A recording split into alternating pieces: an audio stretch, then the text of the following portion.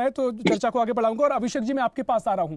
जिस तरीके से बीजेपी कहती आई है, जिनका जिक्र वैशाली जी कर रही थी, जिन योजनाओं का जिक्र कर रही थी, खासकर जो तमाम तरीके से युवाओं को लेकर, आत्मनिर्भर बनाने को लेकर जो कदम उठाए गए हैं, तो ऐसे में जो युवा है उनके मुताबिक वो उनके साथ जा रहा है। क्या कुछ आपके काम अभी तक जो आपकी सरकार जब रही वहां पर हुए हैं? और साथ ही जिस तरीके से इस बार नरेंद्र मोदी बड़ा चेहरा भी है, तमाम अभियान भी जुड़े हुए हैं, कम से कम संगठन स्तर पर बीजेपी सफल तो होती दिखाई देती है। जितने भी राज्य विधानसभा चुनावों में वो स्थिति हमने देखी है, तो युवाओं से वो कनेक्शन देखा जा सकता है, वो जुड़ाव देखा जा सकता है। विपक्ष के पास क्या कुछ रणनीति है, आपके पास क्या कुछ रोड मैप या फॉर्मूला है?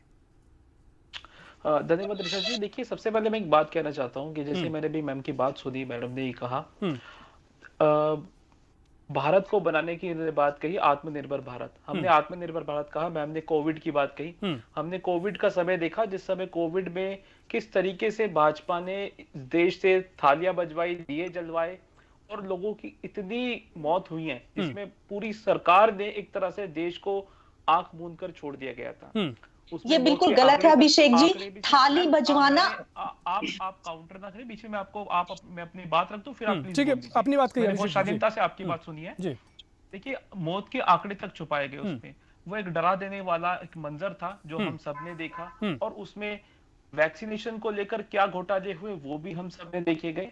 दूसरी बात, मैम ने एक बात कही प्रधानमंत्री जी के लिए, जैसे आपने भी एक चीज कहा कि धरातल पे क्या स्टेटस है। देखिए, मैंने आज तक शायद अभी तक समय में नहीं देखा कि महत्वपूर्ण ये भी हो जाता है अभिषेक जी, जो आरोप आप लगाते हैं सरकार पर, वही सरकार उपलब्धि में तब्दील कर देती है। आप कहते हैं कि कैसे मौतों के आंकड़े छुपाए गए, वही बीजेपी कहती है कि कोविड काल में जो बीजेपी ने किया, जो प्रयास किए, वो शायद कोई और सरकार उतनी ना कर पाती। नहीं सर, देखिए, ऐसे कहने के लिए, देखिए, आंकड़े छुपाने की बात तो देखिए अभी इलेक्ट्रॉन बोर्ड बहुत बड़ा इशू चल रहा है, आंकड़े तो उसमें भी छुप रहे हैं। लेकिन वो आप जनता तक कैसे पहुंचाएंगे, अपनी बात कैसे आप रख पाते हैं? क्योंकि वो बड़ा महत्वपूर्ण हो जाता है, कैसे आप अपनी बात को जो पहुंचा पाए, लोग उससे कनेक्ट करें। क्योंकि तमाम आरोप लगाते आए हैं, आरोप पे प्रत्यारोप की राजनीति होती आई है, लेकिन कितना दम दिखाई देता है? मैं उस चीज को कंप्लीट करता हूं। देखिए, अगर हम आज समय की बात देखें, 2014 से लेकर आज 24 चल चुका, उसमें आप ये देखिए कितने बड़े एक स्तर है जो युवा आज बेरोजगार बैठा है, पढ़ा लिखा शिक्षित युवा बेरोजगार बैठा है। क्योंकि देश के प्रधानमंत्री जी ने तो ये संदेश दिया था देश के युवाओं को कि आप पकौड़े तलिए। मैं आपसे बात पूछना चाहता हूं कि अगर आपका छोटा भाई, आपका बेटा कोई हो और वो ग्रेजुएट करके बहुत अच्छी डिग्री लेकर घूमता है, तो आप उसके लिए क्या सपना देखेंगे कि वो एक अच्छी सी कंपनी में जॉब करे, एक बढ़िया अच्छी जगह वो सैलरी। लेकिन अगर आपको सुनने को मिले कि आपके जो साथी है, आपके घर में कोई बच्चा है, कोई भाई या कोई बेटा है, वो पकौड़े तलेगा, तो कितना मन आहत होती है कि माँ बाप पैसा लगाकर अपने बच्चे को स्कूल कॉलेज भेजते हैं, अच्छी शिक्षा प्राप्त कराते हैं। उसके बाद हमें सुनने को मिलता है देश की सबसे बड़ी पार्टी से ये सुनने को मिलता है, जो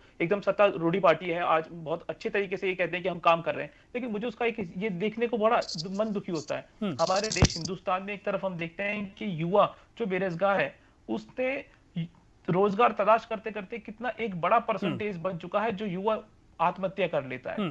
अभी मैम ने एक बात कही कि उन माताओं से मिली जिनके बच्चे घर आए। मैं कहता हूं कि जब उन माताओं से मिलकर आई कि जिनका एक बच्चा नौकरी के चक्कर में आत्महत्या कर लेता है, जैसे हमने अग्निवीर को देखा कि किस तरीके से ये भी स्कीम लाके बीजेपी ने जब लाके रखी, उसमें कितने सारे ऐसे युवा थे जो न जाने कितने सालों से तैयारी करते हैं नौकरी के लिए, सपना देखते हैं कि हम देश की सेवा करेंगे, और वो एकदम। लेकिन अभिषेक जी, अगर आप देखिए तमाम आरोप लगाते हैं, तो इससे मुझे लगता है कि वो जुड़ाव शायद संगठन स्तर पर पैदा ना हो पाए। लेकिन आप क्या फॉर्मूला देंगे? अगर बीजेपी पर आप तमाम आरोप लगा रहे हैं, आप क्या युवाओं के लिए करेंगे? क्या कुछ रोड मैप फिलहाल आपका है? वो जरा महत्वपूर्ण हो जाता है।